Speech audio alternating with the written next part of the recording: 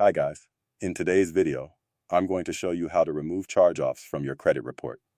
If you have charge-offs sitting on Experian, Equifax, or TransUnion, this video is going to help you understand what they are, why they matter, and what steps you can take to challenge them the right way. Welcome back to the channel. If you're new here, please do me a favor and like and subscribe to the video. It helps the channel grow and allows me to keep creating content that teaches you how to build your credit, clean up your report, and use credit the right way.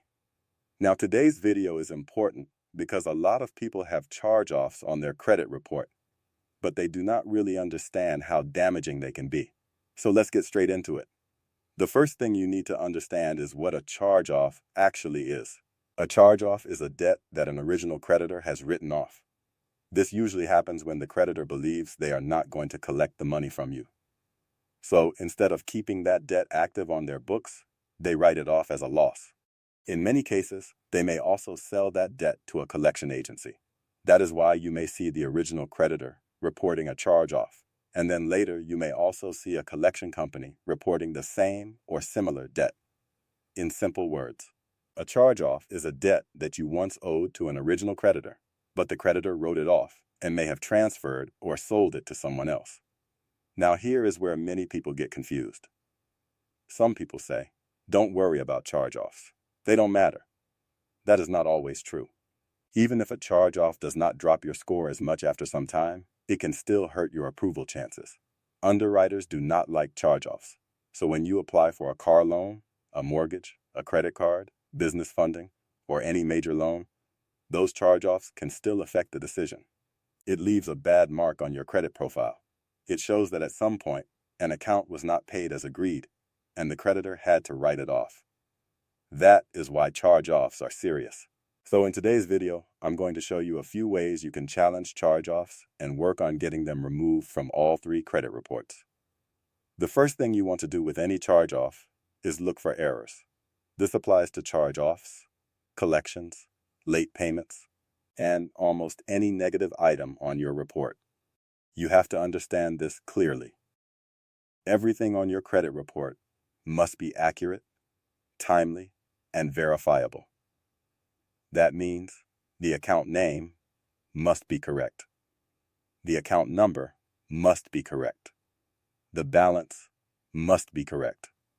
The dates must be correct. The payment history must be correct.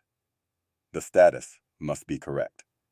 Every number, every date, every word, and every detail should match what is legally and factually true. So when you look at a charge-off, do not just look at the account and panic. Slow down. Look at the account name. Look at the balance. Look at the date opened. Look at the last reported date. Look at the payment history. Look at the account status.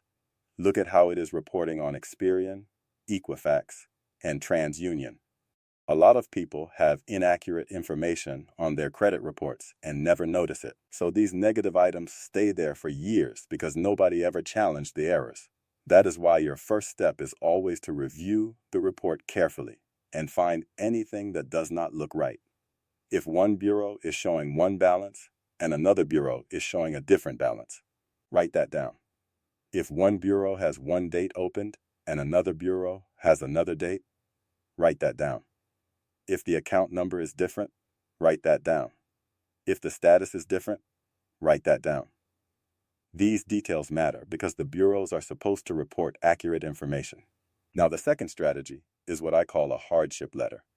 A hardship letter is when you write to the creditor or collection company and explain that you went through a real financial hardship. Maybe you lost your job. Maybe your income dropped. Maybe you had medical problems. Maybe COVID affected your finances. Maybe you had family issues or another serious situation that made it difficult for you to pay.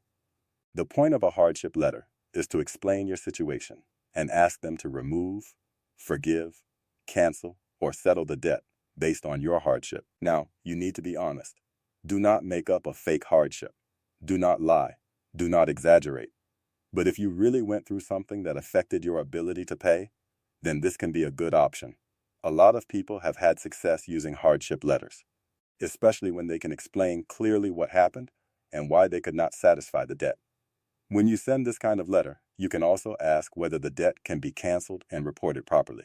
Some people also request a 1099-C if the debt is canceled. The details in this letter are important. You need to explain your situation clearly. You need to sound like a real person, not like a template.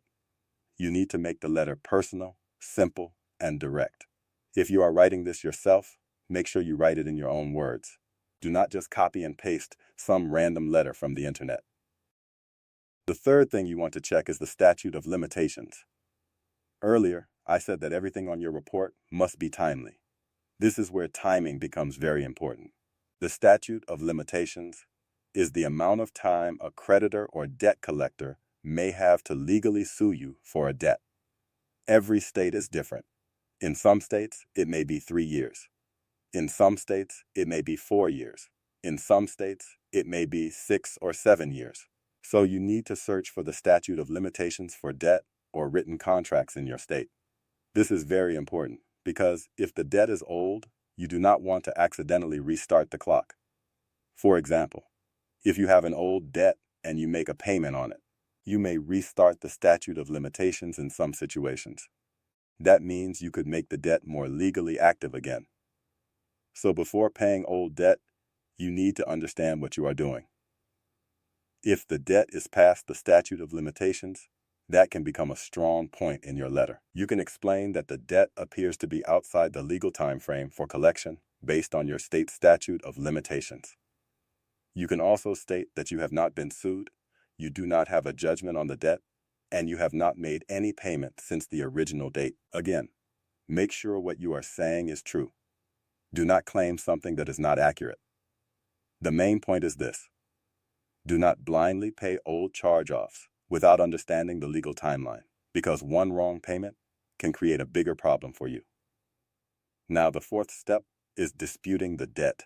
If the error method does not work, the hardship letter does not work, and the statute of limitations argument does not work, then you need to go deeper.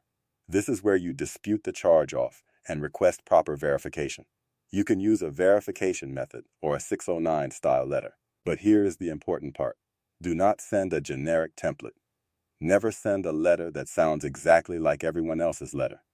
Use your own words. Make it sound like it came from you. You want the letter to be clear, professional, and specific. Inside your dispute letter, you can request documents that prove the account is being reported correctly. Here are some things you may ask for. You can ask for the original contract. This is the agreement you signed when the account was opened. You can ask for the payoff disclosure. You can ask for the interest rate disclosure. You can ask for a full balance history. You can ask for the payment history. You can ask for proof of credit insurance if it applies. You can ask for documents showing how the balance was calculated. You can ask for proof that the company reporting the account has the legal right to report it. These documents matter because many debts get transferred, sold, or reported digitally. Sometimes, the company reporting the charge-off does not have all the original paperwork. Sometimes, the information is incomplete. Sometimes, the balance history is missing. Sometimes, the dates do not match. Sometimes, they cannot properly verify the account. And if they cannot verify what they are reporting, then that item should not stay on your credit report as if everything is accurate. That is the leverage. A lot of the time, companies do not want to spend hours digging through records, paying staff, and searching for old documents. They are in the business of collecting money. They are not excited about spending time and money to prove every detail. So when you request proper documentation, sometimes they remove the account because it is not worth the effort. That is why this can be a powerful way to challenge charge-offs. Now, sometimes they do have the documents. If they can prove everything and the account is reporting correctly, another option is negotiation. Some people just want to settle the debt and move on. In those cases, you may be able to negotiate the balance down. Some companies may accept 40%, 50%, or even 60% less than the full balance because they bought the debt for less than the original amount. But before you pay, try to negotiate in a way that helps your credit profile. Ask for deletion if possible. Ask for written confirmation. Do not pay based on a phone promise.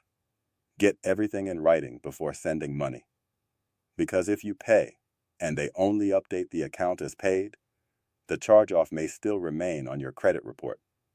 That may help in some underwriting situations, but it may not give you the clean result you were hoping for. So let's quickly recap. If you want to remove charge-offs from your credit report, the first step is to review the report for errors. Look at the dates, balances, account numbers, names, status, and payment history. Everything must be accurate, timely, and verifiable. The second step is using a hardship letter if you went through a real financial hardship. Explain your situation clearly and ask for removal, forgiveness, cancellation, or resolution. The third step is checking the statute of limitations. Make sure the debt is still within the legal time frame in your state, and be careful before making payments on old debt. The fourth step is disputing the charge-off and requesting verification. Ask for the original contract, payoff disclosure, interest rate disclosure, balance history, payment history, and any other documents that prove the account is accurate. And if they do have the documents, your final option may be negotiating the debt carefully and getting everything in writing. Charge-offs can be serious, but they are not always impossible to remove. You just need to know what to look for, what to request, and how to protect yourself during the process. If you follow these steps correctly, you give yourself a much better chance of getting results and improving your credit profile. Again, make sure you review your reports carefully. Write your letters in your own voice, and keep copies of everything you send. Until next time, take care of your credit and take care of yourself.